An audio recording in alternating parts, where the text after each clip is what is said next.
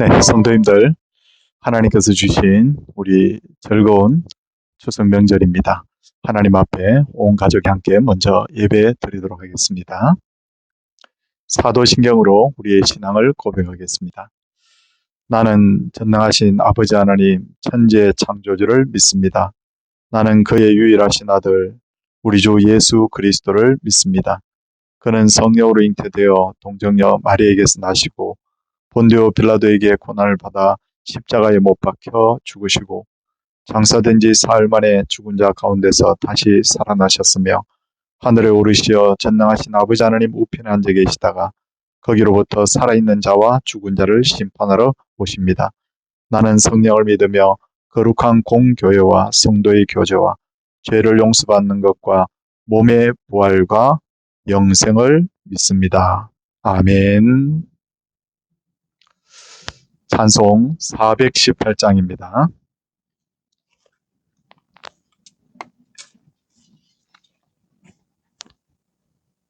찬송 418장입니다. 기쁠 때나 슬플 때나 도우시는 사랑의 주, 기쁠 때에 찬양하고 슬플 때 기도합니다. 사랑의 우리 주여 위로하소서. 임마누엘 주여 새 힘 주소서.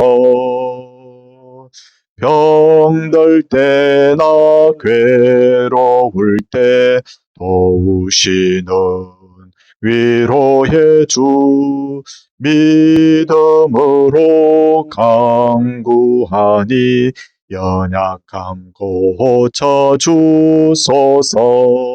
사랑의 우리 주여 위로하소서.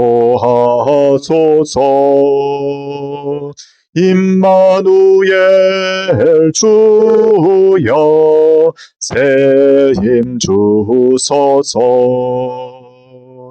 바쁠 때나 괴로울 때 도우시는 능력의 주, 힘이 없고 귀칠 때에 내 손을 잡아주소서. 사랑의 우리 주여 위로하소서.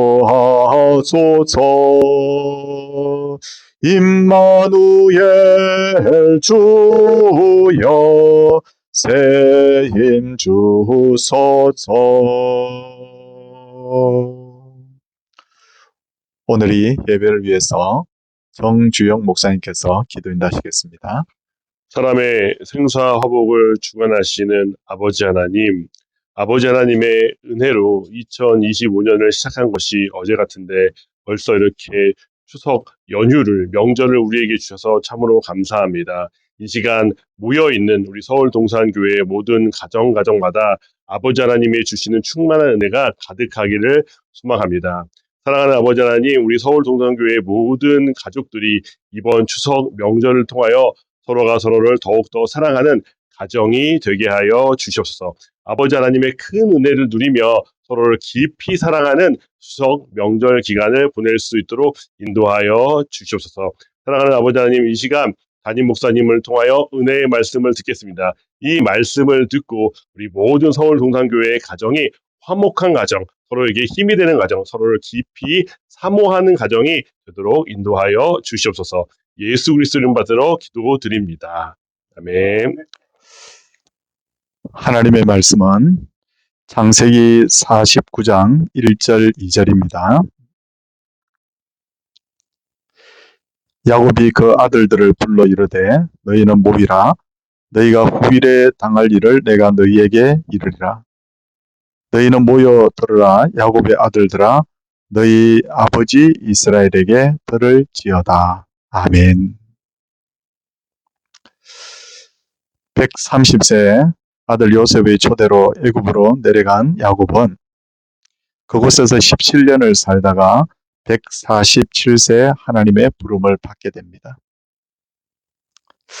야곱이 죽기 전에 했던 가장 중요한 일은 아들들을 위해서 기도하는 것이었는데, 야곱의 기도를 읽어보면 그는 미래를 바라보고 있음을 알 수가 있습니다. 성도님들 1절 보시면 야곱이 그 아들들을 불러 이르되 너희는 모이라 너희가 후일에 당할 일을 내가 너희에게 이르리라고 하죠.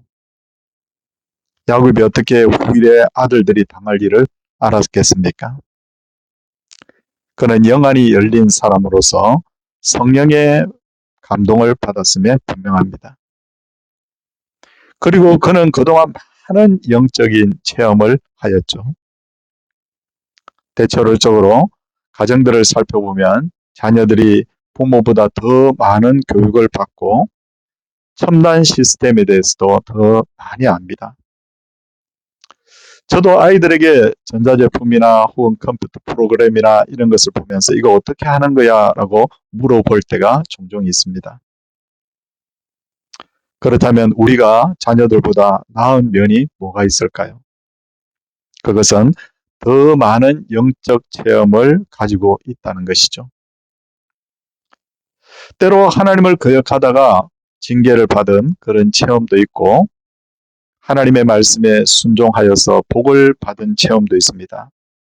우린 이런 영적 체험들을 자녀들에게 말해 주어야 합니다. 앞으로 세상은 기술적으로 더 발달할 것입니다. 20년, 30년 후에는 아마도 상상도 하지 못할 그런 일들이 일어날 것입니다.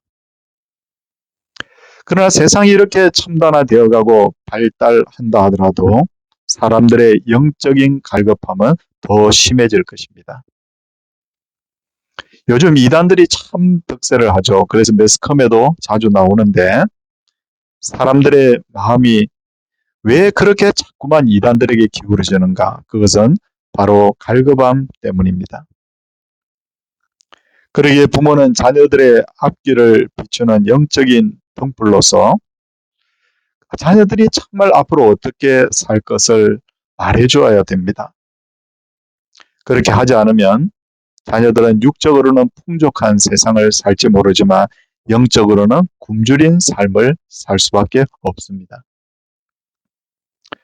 둘째로 부모는 자녀를 위해서 끊임없이 말씀을 가르치고 기도해야 합니다. 미국에 가면 아미시라고 하는 기독교 공동체가 있습니다. 신앙적인 면에서 볼 때 우리와는 많은 차이가 있는 그런 기독교 단체이지만 그 사람들의 특징이 우리가 좀 주목해 봐야 될 것이 있는데 그들은 현대 문명을 거부합니다.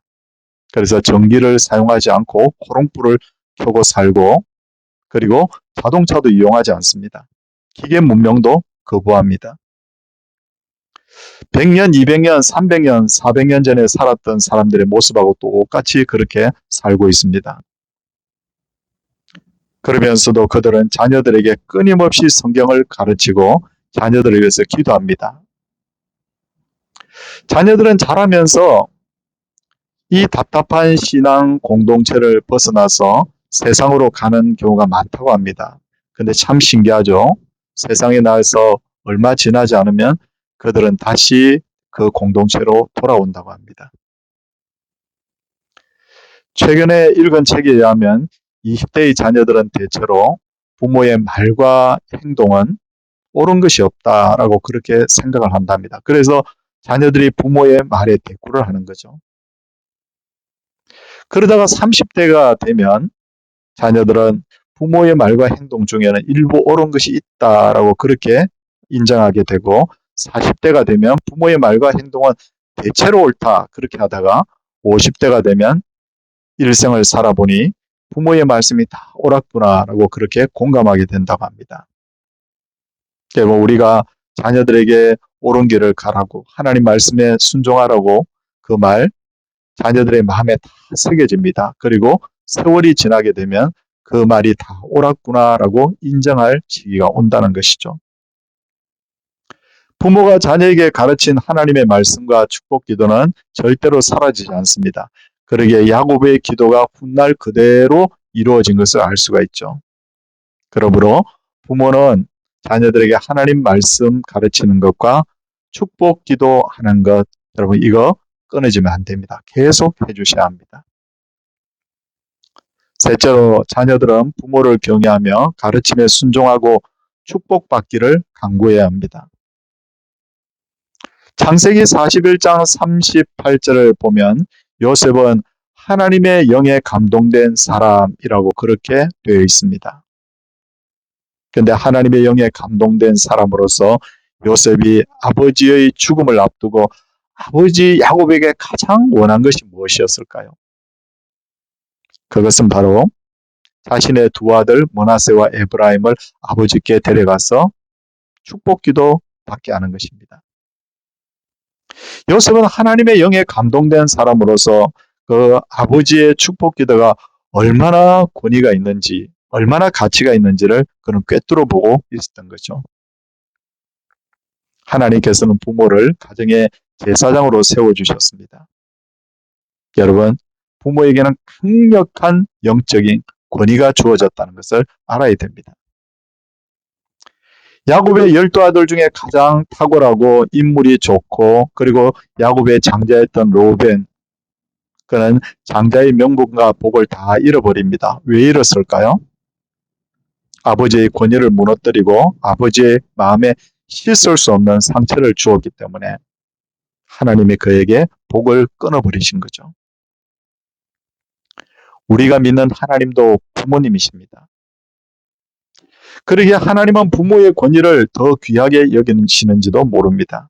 그런데 영적인 가치를 모르는 사람들은 부모에게 함부로 하죠. 심지어 부모의 마음을 아프게도 하고 부모를 욕되게 하는 자녀들도 있습니다. 그런 사람은 결단코 복을 얻기를 원해서는 안 될 것입니다. 여러분, 이번 명절에 우리가 해야 될 일이 뭘까요? 가족들 이렇게 모여서 만난 음식도 먹고 또 재미난 이야기도 나누고 교제하는 것 참 좋은 일이라고 생각합니다. 혹은 여행을 하는 것도 좋겠죠. 그러나 이 귀한 시간에 반드시 해야 될 일이 있습니다. 그것은 부모가 자녀를 축복하는 겁니다. 그리고 또 자녀들은 해야 될 일이 있습니다. 부모님이 말씀하시는 것 귀 기울여 드려야 되고 또 부모님의 축복 기도를 간절히 원해야 됩니다. 그렇게 해서 그것을 마음으로 받아들이게 되면 하나님께서 세우신 가정제사장의 그 빈 기도, 그 선포된 말씀은 반드시 여러분들에게 이루어지도록 되어 있습니다. 사랑하는 성도님들, 이번 이 추석 명절이 정말 행복한 명절, 즐거운 명절과 아울러서 하나님의 말씀과 기도가 함께하는 그런 은혜로운 명절 꼭 되시기를 주님의 이름으로 축원을 드립니다. 이제 좀 전에 불렀던 우리 찬송 418장 1절 3절 함께 찬송하도록 하겠습니다. 기쁠 때나 슬플 때나 도우시는 사랑의 주, 기쁠 때에 찬양하고 슬플 때 기도합니다. 사랑의 우리 주여 위로하소서. 임마누엘 주여 새 힘 주소서. 3절입니다. 바쁠 때나 고달플 때 도우시는 능력의 주, 힘이 없고 지칠 때에 내 손을 잡아주소서. 사랑의 우리 주여 위로하소서. 임마누엘 주여 새 힘 주소서.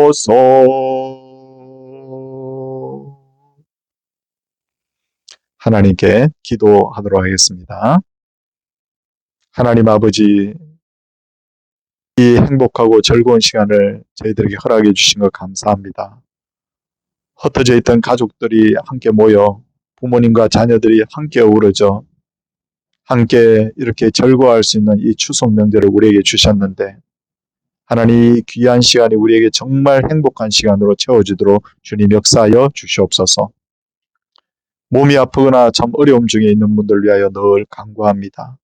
하나님 이분들이 이런 추석 명절을 맞아서 하나님 몸이 좀 더 회복되어서 마음껏 기뻐할 수 있는 그런 시간을 맞을 수 있도록 도와주시고 우리 성도님들의 빈 기도가 그대로 이루어지는 그런 놀라운 역사가 있게 하여 주시옵소서. 주님, 그러나 우리가 꼭 잊지 말아야 될 것, 이 추석 명절을 맞아서 부모는 자녀에게 하나님의 말씀을 전하고 자녀들의 이름을 불러가며 일일이 기도해 주는 것, 그리고 자녀들은 부모의 영적 권위를 인정하고 그 말씀에 순종하고 그 빈 기도들이 이루어질 것을 마음으로 받아들이는 것. 그래서 부모와 자녀들이 함께 복을 받는 그런 놀라운 역사가 있게 하여 주시옵소서.